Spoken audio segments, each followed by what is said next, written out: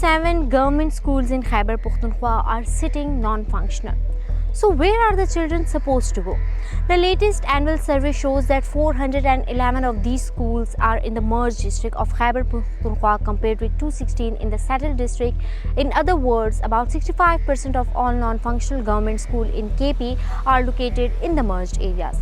The reported reasons include teacher and staff shortages, administrative problems and inadequate infrastructure. The impact is especially serious in remote and mountainous communities where a government school may be the only accessible option for children. The former FATA was merged with Khyber Pakhtunkhwa in 2018, bringing these districts into the province's administrative system, and yet improving public service, including education, remains a major challenge. This raises a direct question for the provincial government that if hundreds of schools are still not functioning, what is being done to reopen them and ensure children can actually use them?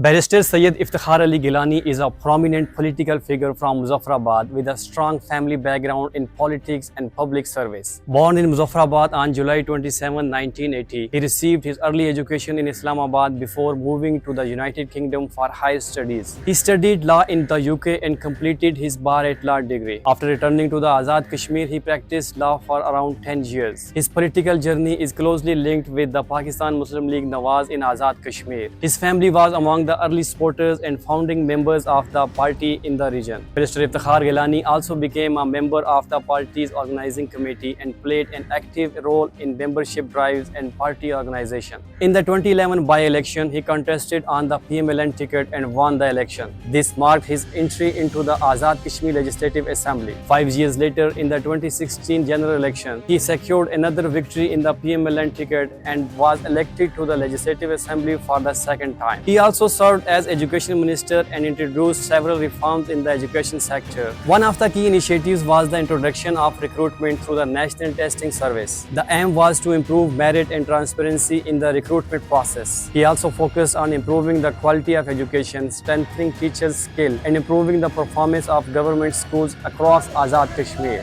His political work has also focused on the development of Muzaffarabad. Several projects were initiated to improve roads, provide clean drinking water, upgrade the sewerage system and enhance the overall look and facilities of the state capital. His political career reflects a focus on education, development and public welfare, while his experience in administration and politics gives him a strong understanding of the challenges facing Azad Kashmir. As a young and educated political leader, the aims to play a greater role in the development of the state and in creating better opportunities for his people, particularly the younger generations.